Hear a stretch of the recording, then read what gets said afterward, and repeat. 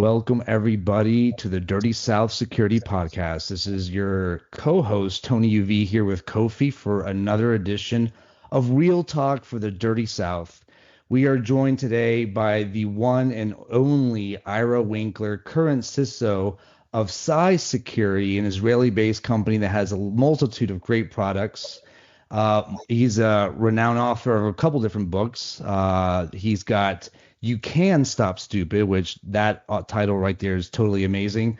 The other one that he has, he's got a multiple of one that you can check out, but the other one is related to cybersecurity for dummies, if I recall correctly. Is that correct, Ira? Security awareness for dummies, and then cybersecurity all-in-one for dummies. There you go. Ira, pleasure to have you on. How you been? Life is good, and thanks for having me. Well, we love to have you. We like to spice things up. The cybersecurity podcast that we do here at the Dirty South, by the way, we like to get dirty. We like to get very much jump into the topics that we have. And we have a good one today around hot takes on cybersecurity trends that are reshaping the industry. But before we get started, I do want to catch up with you on something that was of interest to me. I met you in New York, and we were talking about CISOs on a boat. Can you walk me through what's going on with this? So basically, I created a concept called CruiseCon. So everybody go to cruisecon.com, spelt exactly how you would think. And essentially, I've had a great career, includes positions like Chief Security Architect at Walmart, Chief Security Strategist at HP. And I would get invited to some really, really awesome events that VCs and other people put on and things like that. And I kept thinking, here I am with like Fortune 100 CISOs and the like. And I'm thinking, this is pretty awesome, running around the deserts of Israel and playing the Amazing Race and things like that. But to network and become friends with these people. And on top of that, there'd be some really awesome speakers. And what I thought was, why is this just reserved for the people who probably need it least? Right. And so I created a concept called CruiseCon, where I have the elite speakers using my friends and connections. Yes. And on an environment that's conducive for networking, enjoying, because these events are not just for technical, the CISO events are not just for technical, topics, but also personnel development, professional development, and the like. Right. So, a program together that has some outstanding A+ list speakers on professional development, personal development, and the technology. Right. And in a venue, everybody keeps referring to it as a cruise. The cruise itself is awesome, but the reality is that's an environment where people are there to network. And it's not just to be able to go off and say, hey, I'm on a vacation, because it's definitely not.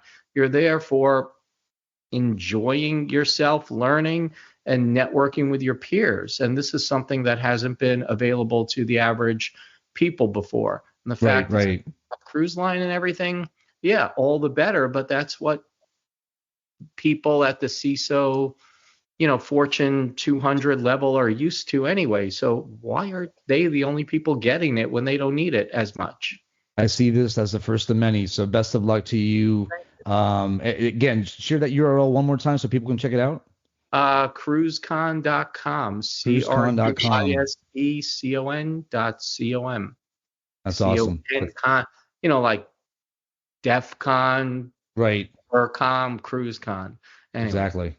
Well, I see that as the first of many. Before we get started, what body of water is this projected to take in? Oh, this is going on the Caribbean. It leaves Orlando area down to Cozumel to the Bahamas, and while we have the 2 days at seas is when the content's being held. That's awesome. That sounds awesome. Yeah. Well, great, Kofi. What do you think about that? You going to join this? Are you up for that? Taking a cruise with a bunch of CISOs? Yeah, man. I would love to do that. So I'll link up with Ira about this podcast and then get more information on how to get on that cruise. Yeah, absolutely. Well, let's get started. Today's a hot one. We want to talk a little bit more on a macro side, right, on the cybersecurity trends that are reshaping the industry today. It's about to be 2025 in a couple of months. First point that we want to dive in, and we're glad we have someone like you, Ira. You're a veteran. You're a multiple advisor to multiple different companies. You're in the hot seat as a CISO first topic that we have is around talent. Now, the big talent debate is, are we oversupplied? Are we undersupplied? You see a lot of propaganda on both. What are your take on that? And then we'll go to Kofi. So the word propaganda is accurate. That's probably the best word I haven't used yet on the subject. Because, you're looking and saying, oh, there's 1 million openings. ISC squared, if you look on my LinkedIn profile, I was at their security congress. I go every year. And their CEO was touting the 1 million vacancies that are open, how they're going to fill with entry level positions. And that offended me. And the reason is because there's so many really, really talented people who have been out of work for 6 months or more. Yes. And to absolutely. hear them get up and tout, we want to bring in entry level people. And unfortunately, I talk to these people and they hear it and they're like, what the fuck is wrong with me if there's 1 million openings and I can't get one? Right. I'm sitting there like, in the first place, the problem is there's nothing wrong with you. The problem is the 1 million openings is a bunch of bullshit. And tell me if I can't curse on your thing. That's your prerogative. But we'll get it on the back end. Yeah. And the reality is that these people, when I looked at it, and then I said, I'm going to write an open letter to LinkedIn. I told one of my friends, and apparently they knew people on the ISC Squared board, and they came to me and said, and then they said, there's a study coming out, which is where we got the numbers, and we'll send you the study. And ISC Squared replied to my, I did a post, which was frankly a fairly neutral post initially. And they said, well, and the ISC Squared responded, well, here's data or something that summarizes our study we're releasing. And I read it. I'm like, wait a second, this doesn't say what you say it is. It's almost like the, Inigo Montoya, I can't pronounce his name, from Princess Bride. You keep using that word. I don't think that word means what you think it means. Right. And it's like there weren't 1 million openings. They kind of sort of extrapolate that they need 1 million people to solve the problem in theory, or 5 million jobs or whatever it is. But then when you look at the data, you look at who actually is hiring.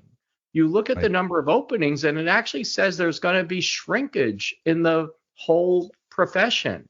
Where, for example, ISC Squared says we need 1 million new people, but yet you look at the data that's in their reports, and it actually says that 65% of organizations intend to decrease the number of entry level and junior people that are needed or that they will hire.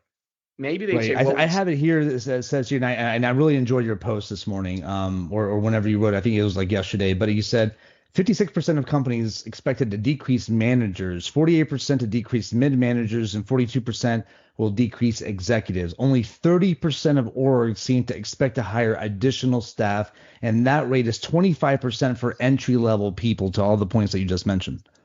Yeah, and that's the problem. They're coming up with these numbers. Well, we think we're not secure because we don't have people with the positions, and that's like, okay, I think, bad example today, but I think McDonald's needs more cashiers to properly serve me. Mm-hmm. It doesn't mean they're going to hire them. Right. Yeah. And so what they're saying is, well, there's kind of sort of a need, but nobody's really hiring them. But we'll tell everybody there's this need. And there's some obvious things, and we'll go to Kofi here for a second, because Kofi, I'm interested to get more of your perspective on this, specifically in the area of AppSec, because that's your jam, right? That's your discipline that you've had a lot of experience in on adversarial engagements. But I mean, looking at the ISC Squared or some of the similar institutions, I mean, obviously they want to be able to create the allure or the propaganda, if you will, that there is a more need, there's a backlog of open positions, so that they could basically, promote their certification programs, right? And we'll get to that in a second. But Kofi, what are you seeing on the AppSec area? A little bit more specific. Are you seeing a lot of the same of what Ira's putting down? Yes. And I think you use a term, right, the propaganda. And I think sometimes this data, it depends on the source, where it's coming from and how it benefits a source. I mean, if it's coming from obviously a training or certificate-based organization, that's main core of revenue is based on training, then that could have a different interpretation. versus somebody in the industry who hires or recruits or do have interactions such as ourselves with Ira, yourself, myself being, we may have different, say on that, how we view it, right? And I think viewing this shortage, I think it is still a propaganda issue. It's hard to tell whether we are understaffed or we are oversupplied or undersupplied.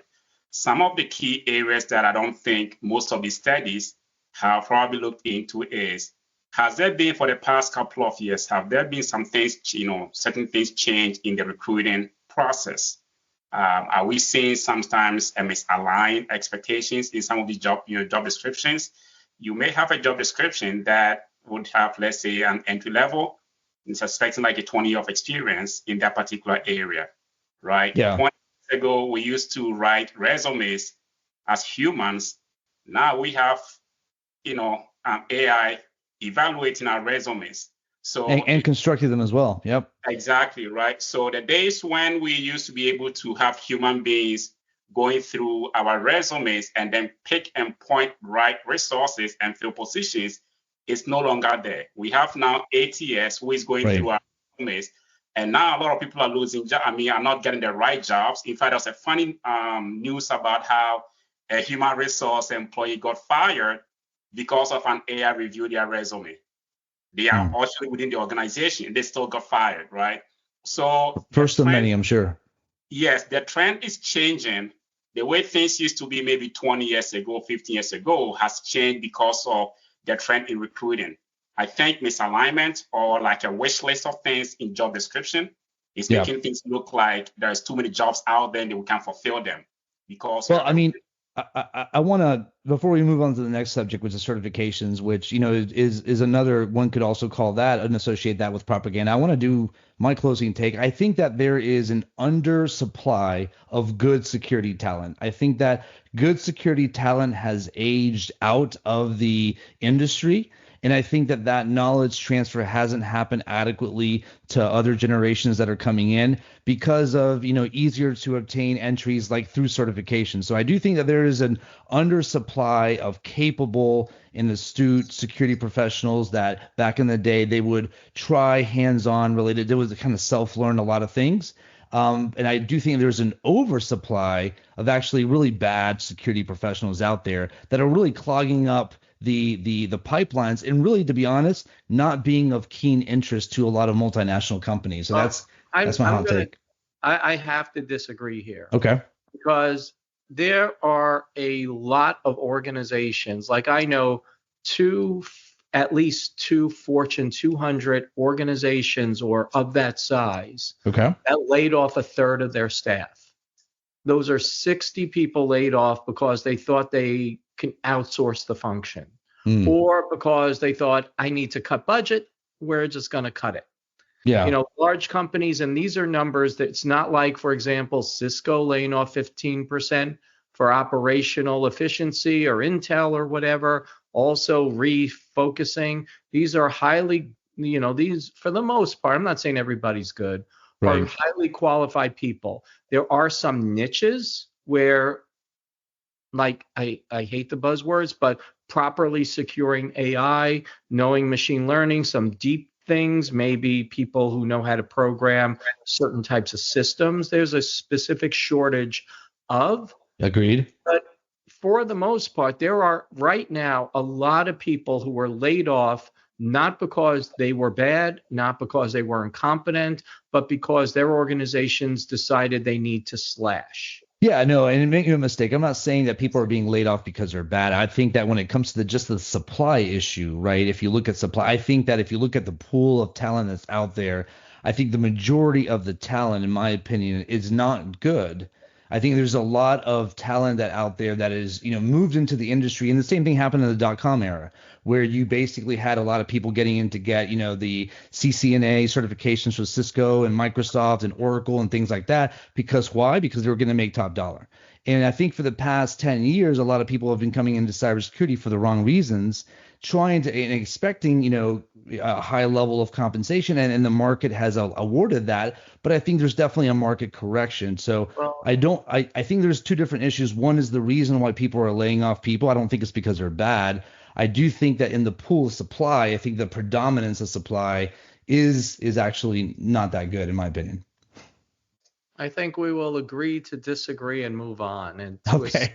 Yeah. Well, that's But good. That's why we keep it dirty in the Dirty South yeah, Cybersecurity but hey, Podcast. Tony and Ira, I just have something that I want to throw in here, and this could be something for another discussions. But I recall that I'm of course in the age of you guys are way ahead of me in numbers, but cybersecurity wasn't really the one of the departments that actually had an attraction with leadership because we were not bringing in money. Like we couldn't prove our worth when it comes to ROI. Do you think that is what is about to happen now when people are being laid off because companies looking to cut budget and they realize, you know what, these guys are not bringing in revenue, so they're not bringing money, so we can't tie dollar to their worth. So I think that there are CISOs who frankly don't they I need to talk business, but they don't know how to talk business.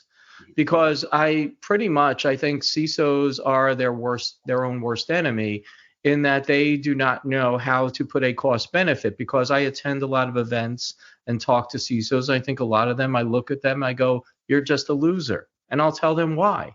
And the reason is they walk in like they are a cost center. They don't walk in like they're a benefit. Like when I was at Walmart, outstanding program.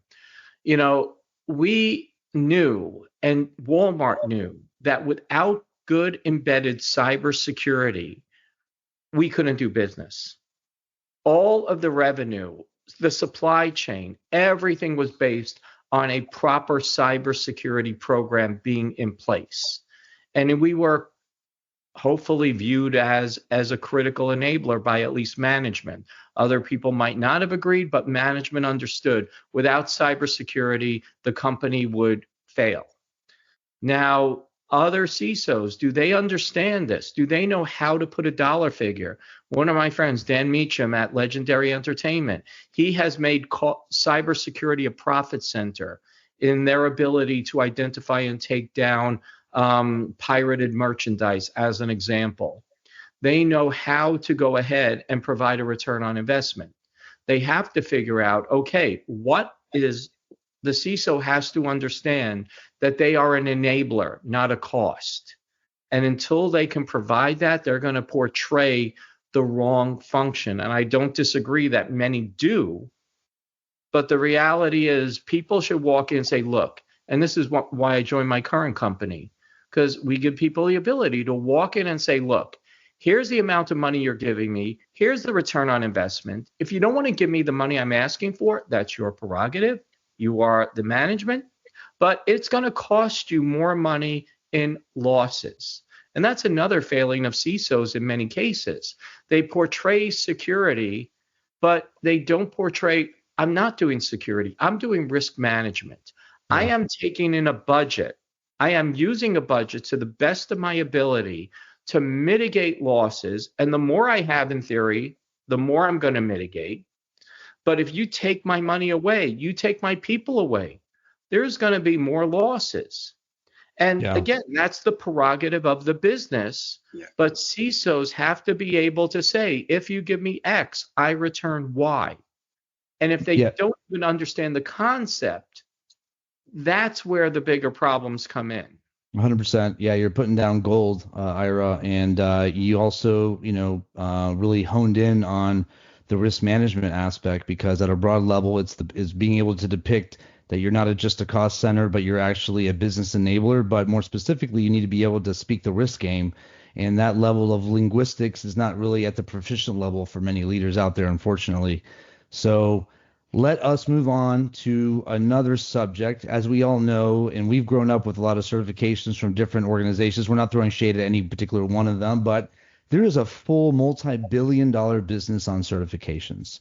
My personal take that it has been largely propaganda, and it hasn't been in the best interest of truly getting professionals ready to understand how to apply security within, whatever swim lane they're in, whether it be operations, whether it be leadership, whether it be risk management, whether it be hacking, pen testing, and beyond. Some of them have done better than others because they've had a focus. So the question is, are certifications a learning scam in the industry? Have they been, or truly a conduit to getting started? I know that's kind of a binary question. There's a spectrum in between. So so first let me ask you a question. Sure. What do you call the doctor that graduates at the bottom of their medical school class? Still call him a doctor.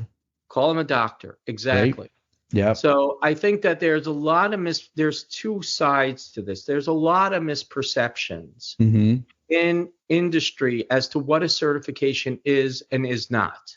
So for example, I have highly criticized ISC squared in the last 2 weeks. I guess now they're ISC 2.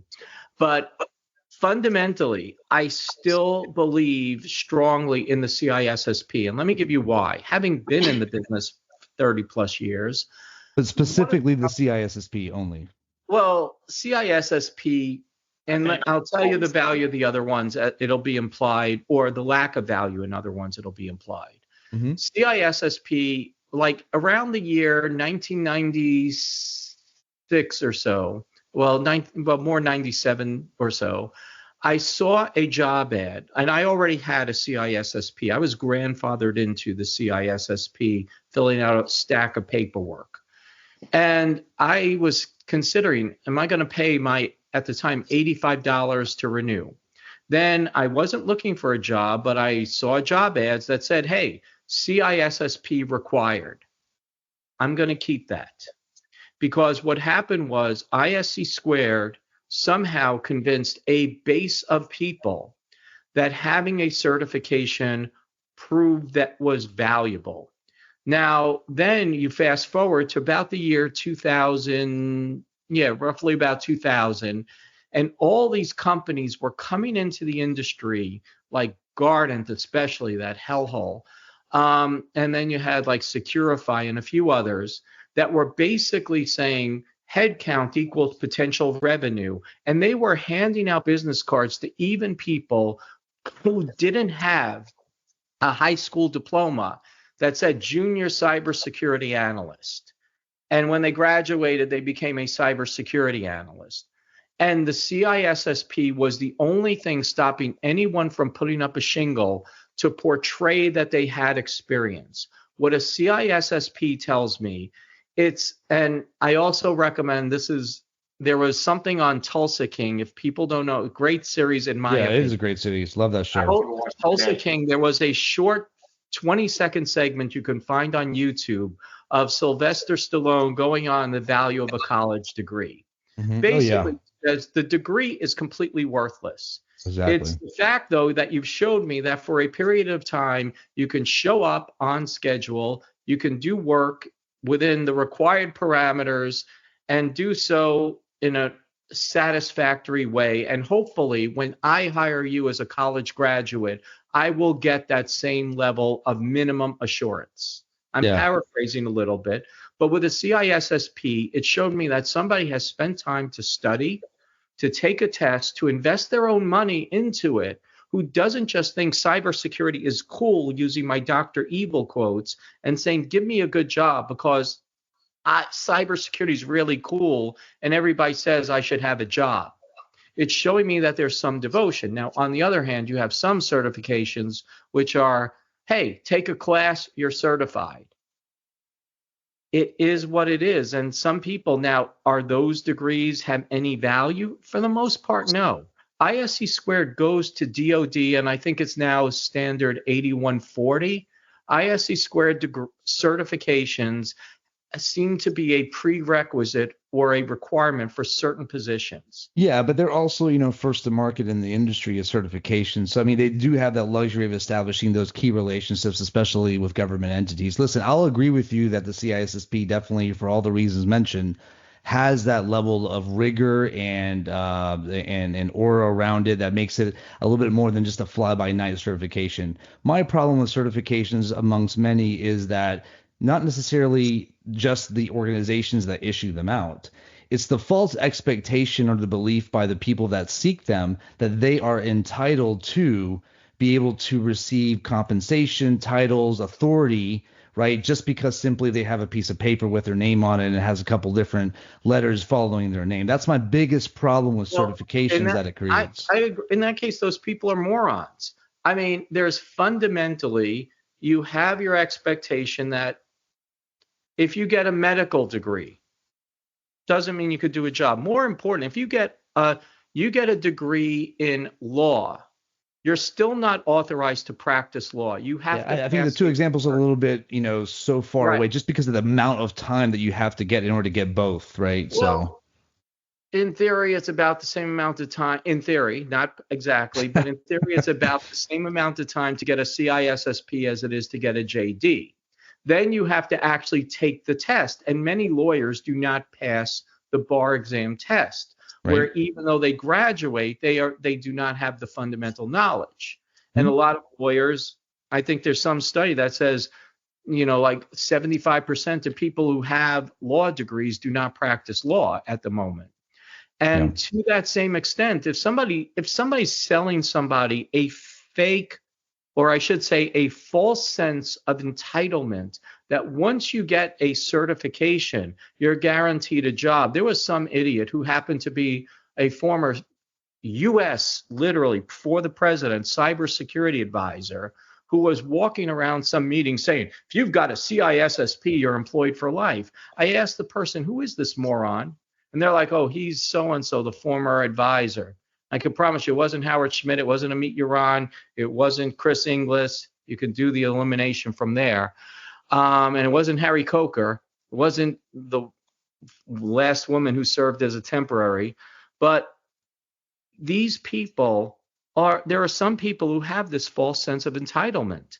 And a certification is only as good, because what I tell people to see what they actually need for a job is to actually look at job vacancies they want. The job vacancies they want typically tell people what the salary range is. It tells people what the requirements are, which include whether or not it's a college degree, what technologies they need to know, what certifications they need, or so on. And that tells you whether or not something's going to have value. But if you are a moron who just buys somebody's cyber, there are people out there literally who can't keep a job in cybersecurity that are currently selling cybersecurity boot camps and advising. And if you go to them, you deserve what you get, because their LinkedIn profile is pretty obvious that they're bullshit. Well, I want to segue over to Kofi on this, and Kofi, if you want to close this out and set the, what your thoughts are. But I will say one thing, when I've gone or set up, and running a global cybersecurity firm, we've had people that have been certified with 32 certifications. I kid you not, after their name, don't know why.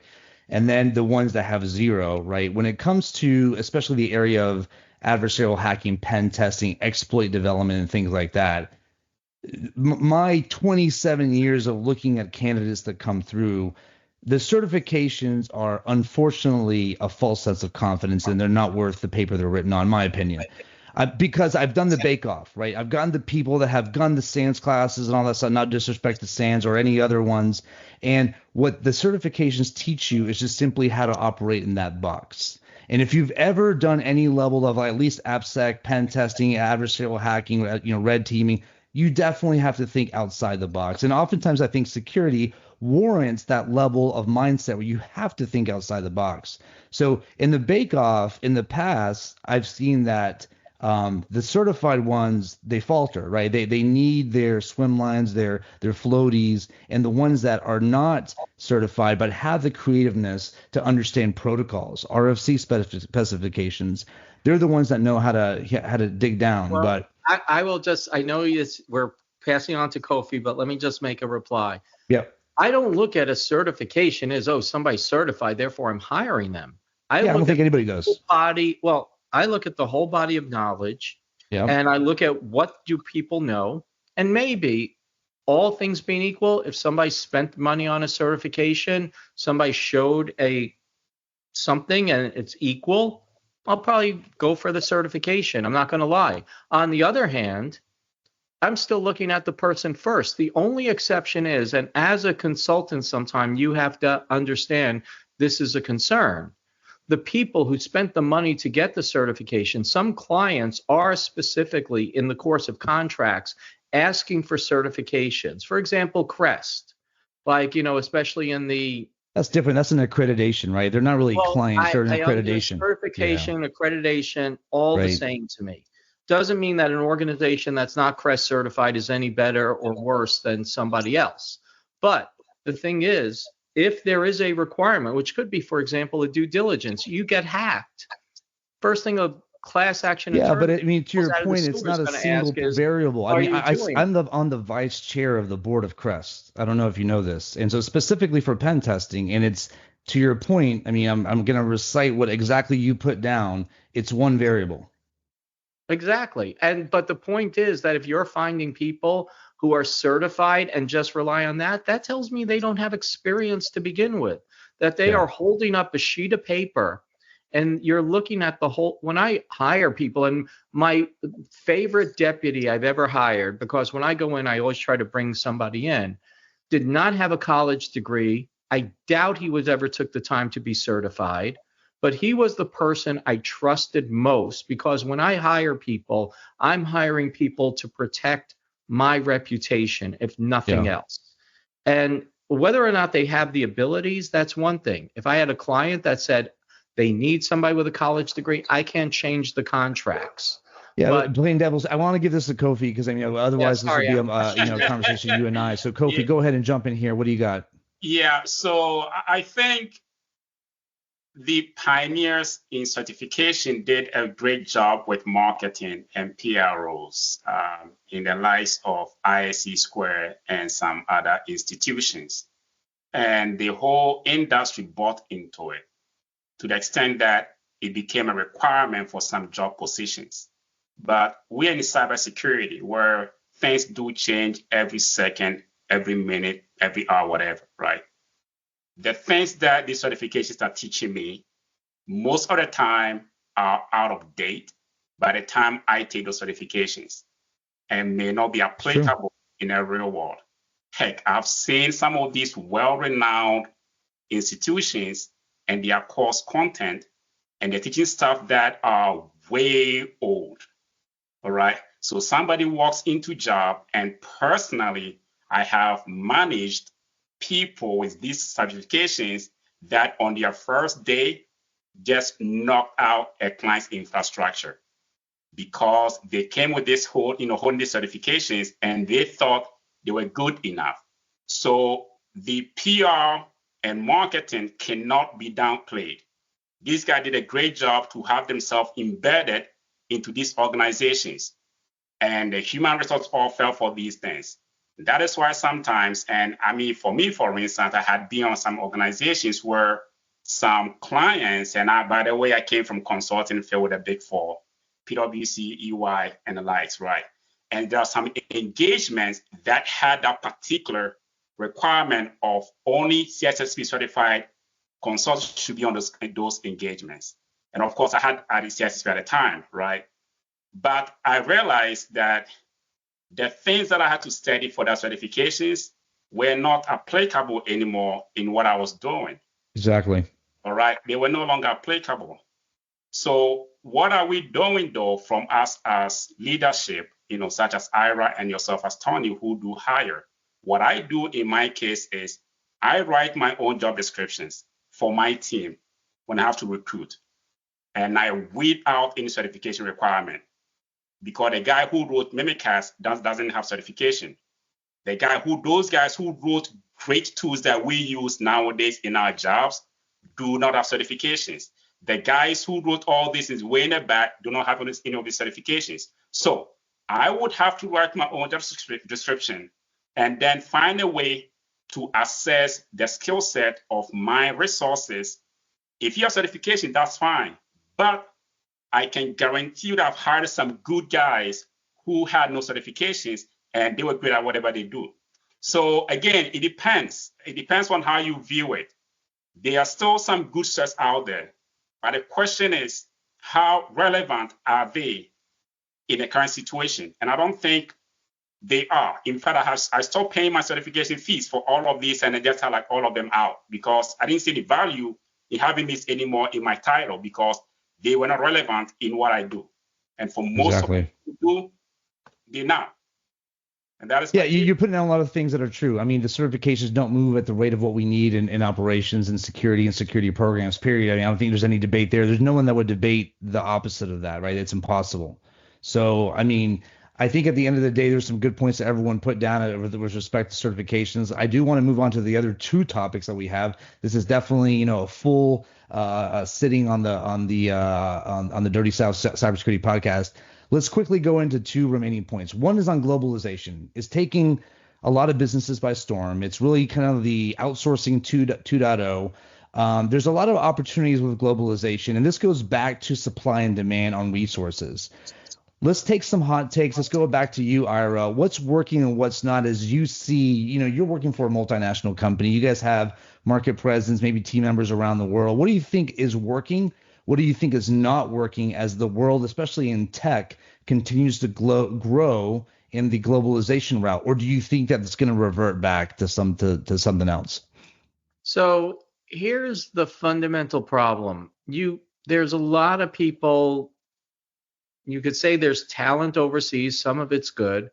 But fundamentally, the fact is I have not seen talent as consistently good as it is in the United States and other parts of the areas that I deal with.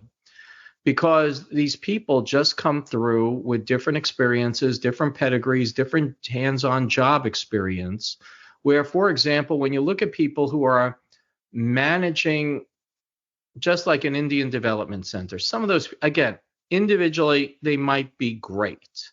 The problem has been that the standards that they've been expected to live with have been a lot less than you would hope. That, for example, one reason they're in place where they are is because lower salaries. It's lower salaries, lower expectations come with those salaries because they're like, look, we expect to pay developers $25 an hour. And if something goes wrong with their software, we pay somebody else $25 an hour to fix it. And then that's better than paying somebody $125 an hour like we might in the United States. And these people could be better, but the expectations everybody has for them are low. If you have a kid that you say, look, I don't care, just graduate high school. That kid, unless they are super motivated in a way you don't expect from a child, is not going to excel. On the other hand, you have a parent who expects their child to go to college, who expects their child to be in honors classes and AP classes. That child may not have the ability, but they're going to be pushed to levels that they otherwise would not get to. And what I've seen from overseas job markets is that they're not pushing people to be better. They're pushing. Ira, let me ask you a question. What are the top 3 countries that you think have supported a consistent, besides the United States? So, or maybe there's another country that supplants the United States in terms of specifically cybersecurity talent and work ethic and things like that. What are your top 3? So top 3, if you were to ask me, Israel's number 1. Okay. United States is number 2. Right. And then I'd probably put, that's a hard one. It's probably kind of sort of a tie between UK, Germany, and Canada. Okay. For companies that have really tried to push what I would call excellence in cybersecurity from what I've seen. Kofi, would you agree with some of the points made by Ira? And what's your top 3? Yes, I would agree with most of it. My top 3, I have done some work with Israeli, resources, so definitely great. I wouldn't have the same experience, number of years as Ira does. So I would say US, Israel, of course, and then top 3 is going to be difficult because I've done some work in the UK. Spain, India, and the Philippines. I've had some good guys. But yes, I'll say UK, Spain. I'll say so. Yeah, those 2. Let me ask you a follow-up question because, I know that you are from Central Africa, Kofi, so I wanted West to Africa. get West Africa, I'm sorry. Yep. Uh-huh. What do you foresee? I mean, Africa's coming up in globalization.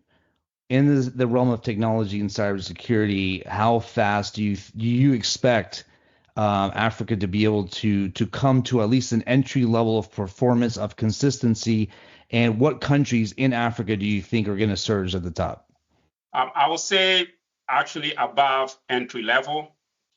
Individually, the resources are talented, and I'll borrow from Ira's, argument about expectations. Okay, if you set lower expectations for people, they will try to do whatever you're expecting them, unless they Hmm. are motivated. And you and I have had these conversations before that I have come across really talented guys in Africa, Ghana, Nigeria, Kenya, Rwanda, South Africa, who are great at what we do when it comes to OffSec individually. So if we're evaluating based on the country or the continent, it may not look great for the country or the continent, but the because we don't have much, support from leadership as a country. But individually, these guys are well talented, and that is why when they travel outside their confinement of the country and they go to other places like US or Canada or whatever, they excel.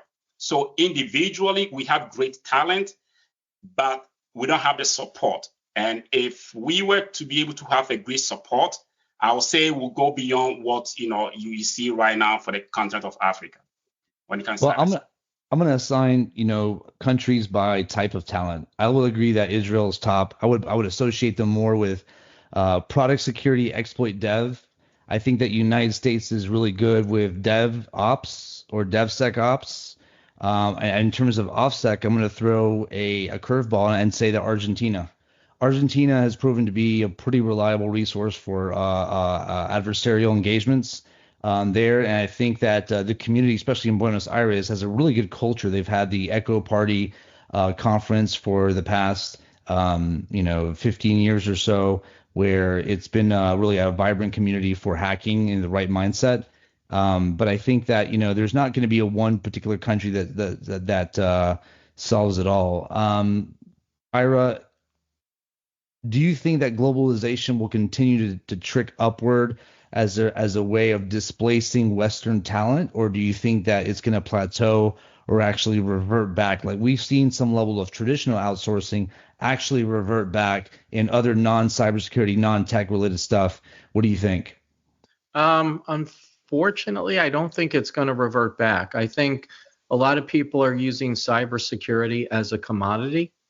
And when they look at it as a commodity, they'll look to put it in China. They'll look to put it in the Philippines. Hmm. They'll look to put it in low cost areas where they can potentially outsource, like India.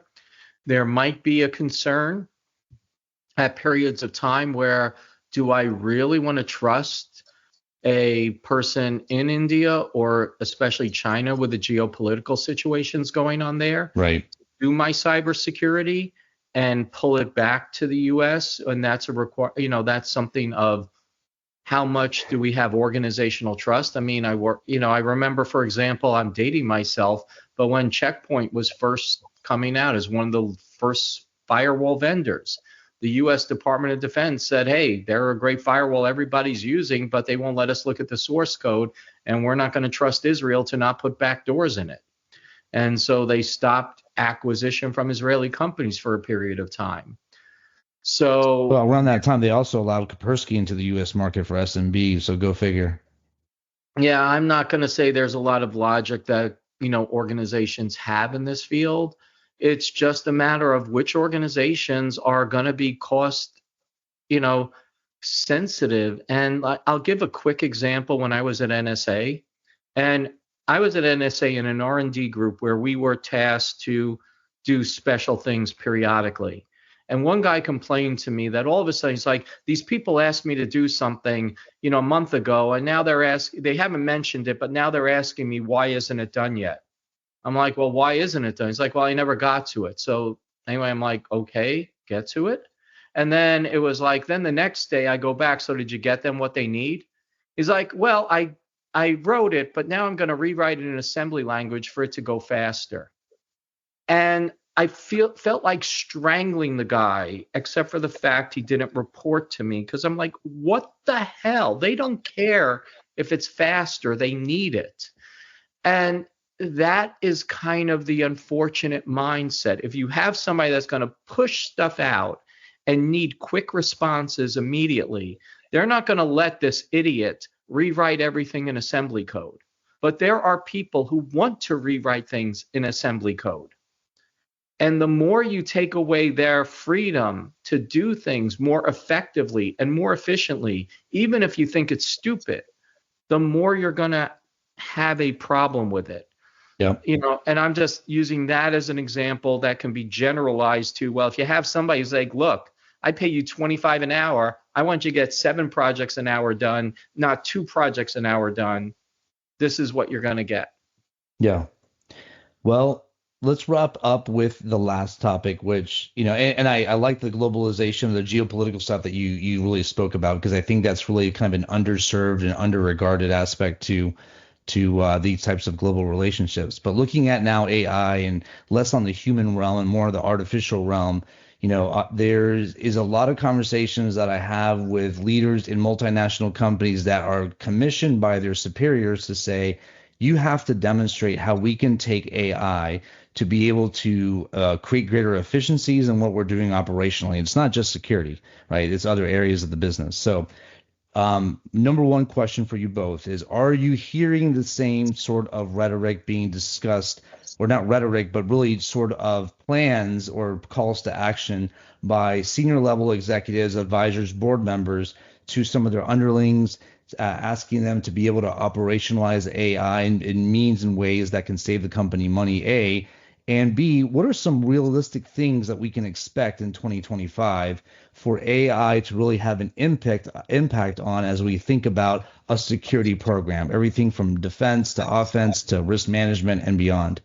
So this is my pet peeve. AI is my pet peeve. Okay. Because fundamentally, everybody says AI, AI, AI, AI, like it's an entity.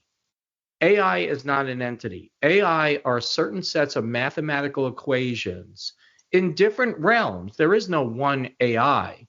These are mathematical equations that, when taking big data and the available processing capability, can approximate what might be human intelligence in certain ways.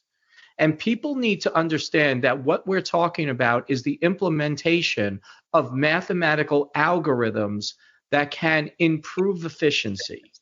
And too many people take that concept away and just give it as AI, as this mythical entity that's going to take our jobs, violate privacy, or whatever. So let me just level set, because AI just makes it a little bit more succinct than saying everything that you just said was absolutely true. But for the purposes of the conversation, there's an implied understanding that everyone listening to this has done their homework, that there is an algorithmic, piece to applying to data, right, and loads of data to be able to simulate, human reasoning, human deduction, human analysis, so forth. So everything you said stands, but I don't think people actually understand that, because during ISC Squared, coming back to that, I gave a presentation on the last day. I go, how many of you attended a presentation up to this point, like 4 or more presentations that discussed AI? Everybody raised their hands.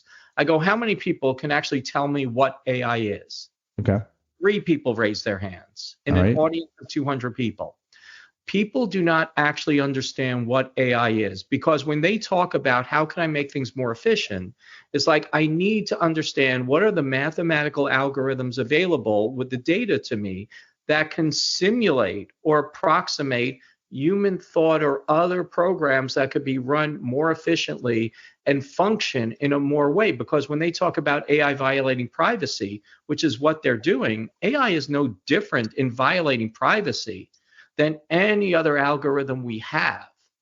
AI just is managed to be able to take in more variables and process them more efficiently to come to better decisions. I think that with AI, the advent of AI introduces decisioning, which is a big difference compared to some of the other algos that we've had in the past since the 1980s that, do some level of analysis. Decisioning is a big deal, but let me rephrase the question. Assuming that everything that you put down as a definition of AI, just going back to mathematical, when you did geometry in high school, you had the given, right? So the given is that we have an expectation of what AI is, right? There is mathematical algorithms that are designed to basically evaluate data sets and make some level of decision or analysis for some sort of upstream operational, outcome. So with that, let's go back to the question. What are some realistic, assuming that given, right? And I know that's a perfect world. So we don't live in that perfect world, and for all the reasons that you mentioned,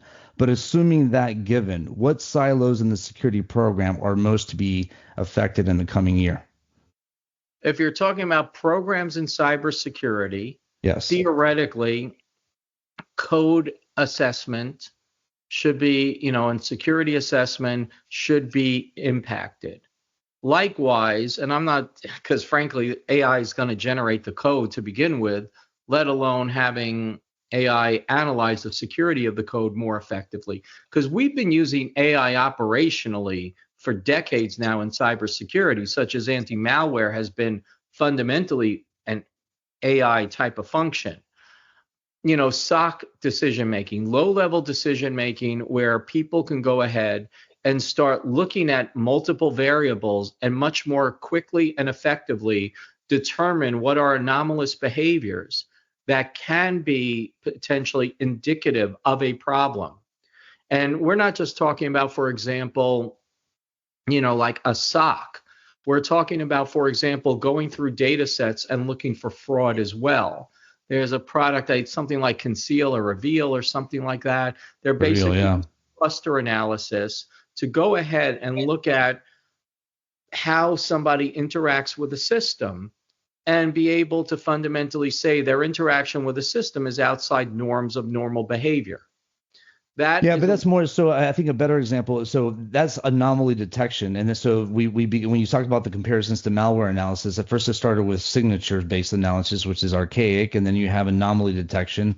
But I think with the fraud example, which is a great one, it's looking at how actually fraud happens and looking at the different variations of how fraud happens, and having that data to be analyzed by a mathematical algorithm to be able to say what sort of patterns exist for online fraud in retail, fraud in F&B, fraud in hospitality, etc., fraud in trading systems to happen. And then beyond that, the AI model to be able to produce predictive analysis, which is the game changer, right? That is the net new. Well, again, you could argue net new, but I don't know about you, but I've been getting fraud alerts, for example, in credit card usage for more than a decade. If we're gonna have advancements, I don't know what type of card you have. I mean, Amex is definitely decent, but if they're anywhere close to some of the other cards I have, then that's basically a shit show when it comes to AI in the future. But what I'm saying though is that what we have is an enhancement of a lot of applications that are essentially doing the same things. Because if you're asking for 2025, we're not really going to have anything that's revolutionary. Okay. We're going to have evolutionary improvements. We're going to have evolutionary improvements in the tools, like I said, that we're already using for SOAR, for example, versus SIM. We're going to have evolutionary in fraud detection. We're going to have evolutionary in misuse and abuse detection, identity management. We're going to have a whole bunch of things, for example, security awareness. Companies have already gone ahead and, for example, implemented machine learning algorithms to better tailor awareness content to individual users, as an example. And these are things that could be enhanced because, again, AI essentially That's a great point. That's a great point. More data and process it more effectively. These are mathematical algorithms that have been around for decades, but they just haven't been practical because we didn't have the data sources, the access to the data sources, and most important, the ability to process complicated algorithms against countless attributes, which is why NVIDIA is worth $3 trillion or whatever it is today, because their chipsets make it practical to implement algorithms that are decades old and were impractical, that needed, I can joke, a supercomputer, which is, previously. Those are strong points, Ira. I'd stand up, but I'm wearing shorts. But Kofi, I'm going to give this to you for your points, and then I'm going to give Ira a teaser to close us out about the inequalities of AI adoption and use, given who are the countries that have the predominance for access to the hardware, to the infrastructures, and what that means for a disequilibrium in the global economy or from a geopolitical standpoint. But Kofi, what are your thoughts on what is, and I love the point that Ira made, right? It's not a revolution, it's an evolution. I love that point. It's all about efficiency. So going back to your question, I think you did ask us if we're getting any messages from either our clients or leadership on how we can integrate AI into our existing workflow or whatever. I would say yes. Myself coming from OffSec background and managing a team, yes, I've had leadership reaching out and asking, well, by the way, what you guys do? Have you come across some tools that do integrate AI into your process, or have you thought about having that into your process to make your work much more efficient, right? So yes, that is happening with some organizations, including myself. The next one too is, are we going to see any changes in 2025? I think there's going to be new things. It's just going to be evolution, but we're just still going to see like creative ways that AI is being used, with whether you are offensive or defensive. An example is I've seen a couple of some phishing campaigns which are solely driven by AI, right? That are much more unique, we haven't seen before, right? So we're going to see those things happening within the next couple coming years when it comes to OffSec. And of course, we'll have also some defensive security, because we are now going to have some automation built into our IR and detection capabilities to make things much more faster and efficient than what we used to do right now. As far as if we go to have something out of like this, out of what we have currently, that is difficult to tell. I mean, Blu-ray came out and we're all buzzing around it. We thought it was going to be, the biggest, thing, but look away, it got us. It didn't live up to its expectations. We had 3D movies came up and we thought it was going to be big thing, the next thing for movie experience, and that didn't. So I think it's too early for us to, for the next 2025, fine, but the foreseeable future, that is hard to tell. But yes, we're going to see some evolution, but we may see a little bit of some crazy things coming in that we didn't expect with AI.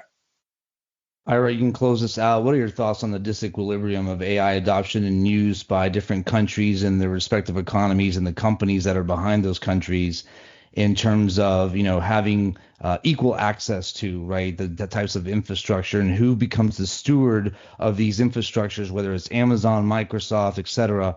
What are your thoughts there to kind of close us out on this one?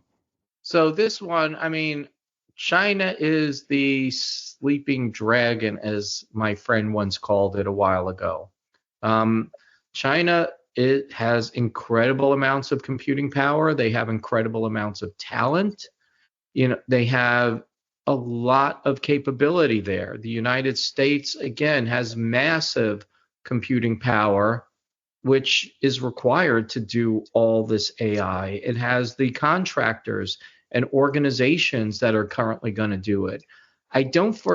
Frankly, I don't see much of a divide, or I don't see much of a change in who are going to be the powerhouses moving forward. For example, Russia's the 10th ranked country in the world from GDP perspective. California has a bigger economy than Russia. You're not going to see, they have a lot of smart people they're limited by the amount of resources they have, but they do have good resources within the government, and the Russian government is probably going to start making use of AI. The rest of the world, Europe, they're a financial powerhouse as well, and they're going to be able to get sufficient computing resources. They're going to have some talent. I don't see a lot of the innovations that are going to come out of there as much as probably going to come out of the United States and China, as an example, because you have to look at who are the innovators who are going to profit from innovation and who are going to be the users. And for the most part, you're not going to see too much of a radical shift, in my opinion. You're going to have the cheaper countries like the Philippines, India, and everywhere else, which are going to go ahead and make use of the technology that's given to them to provide cheaper labor, which isn't going to be as much of a problem with AI to a certain extent, that a lot of them might be displaced where non-humans are feasible, or where non-humans are not as or we're displaced where non-humans are feasible. But at the same time, the innovations are coming out of the United States. The United States is well ahead of China and everywhere else at this point with regard to AI. I mean, the politicians want to say China is ahead. From what I heard from people who know, they're not. We have more power, we have more knowledge and brain sets, but where the technology is today is going to be where the AI innovations are coming from tomorrow, if that's the answer to your question. And I'll shut up. Yeah. I mean, it was more of really of a disequilibrium. I think there's going to be a greater disequilibrium and where you have the stewards of this technology. You think about NVIDIA, right, and the manufacturer of that, and their stock basically blowing up because of what the future holds for them.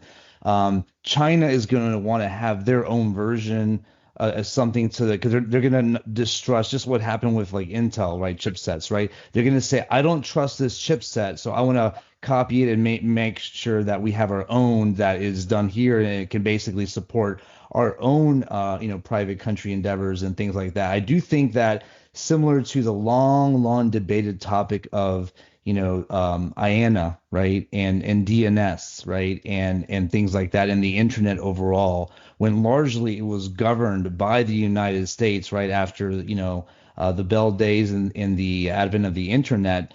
There's going to be a similar type of difficulty for other countries in other third world countries and up and coming countries to be able to build organically their own infrastructure and their own data sets, their own computing power, and most importantly, the following: the more dependable infrastructure. You're still talking about the majority of the world that oftentimes doesn't even have reliable electricity, right? And coming from my family in Latin America and in parts of Africa, those types of things are still very much a real issue, even though when you're in big metropolitan cities like Sao Paulo or Buenos Aires or whatever. So I think this is concerning for a lot of countries to say, are we going to rely on the United States? What is the United States' interest in governing all of this? If it's the United States, it could be a coalition of United States related countries and things like that. I do think it's a reasonable concern, and actually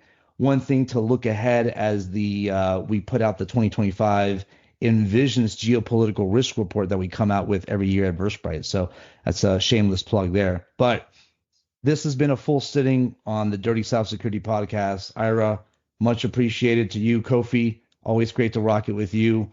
Looking forward to, please check out Ira's CISOs on a cruise or CruiseCon, sorry. CruiseCon. I almost gave it the same depiction of like snakes on a plane, which is horrible, right? Because but this is CruiseCon. CruiseCon, DefCon, just yeah, exactly. I actually paid $8,000 for the domain to make it sure it was easy to remember. Okay. So, well, we'll definitely have it here listed on the Dirty South Security Podcast, and we hope that there's a strong uptick, and that's next February, right? February 8th through 13th. Yep. Excellent. Ira, great seeing you again. Thanks, Kofi, and take care, guys. All righty, Ira. All righty. We're in sync. Make this moment never shrink.